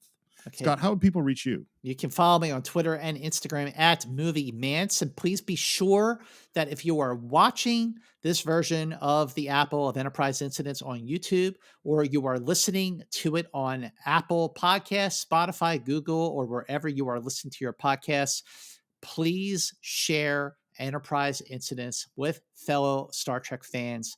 There are hundreds, and I mean hundreds, of Star Trek podcasts out there, and it would sure help us a whole lot if you could share Enterprise Incidents, vouch for us, and tell fellow Star Trek fans, hey, you need to be listening to Enterprise Incidents, so please share it. And of course, like Steve said, please make sure you give us a review on certainly on Apple Podcasts and on Spotify now, and make sure you come back, because the next episode of Enterprise Incidents will be a milestone in a couple of ways. For one, it's going to be the 40th episode of Enterprise Incidents. And since there are 80 episodes of the original series, if you include the cage, that means that we are halfway through our deep dive of Star Trek, the original series. And what an episode to be halfway through with, because the next episode of Enterprise Incidents takes us to an alternate universe, a mirror universe, if you will. That's right, ladies and gentlemen. Next episode of Enterprise Incidents, it's a big one. It's on Mirror. Ooh, gosh, I cannot wait for this episode. I know you can't too. So please join us on the next episode of Enterprise Incidents. And until then, keep going boldly.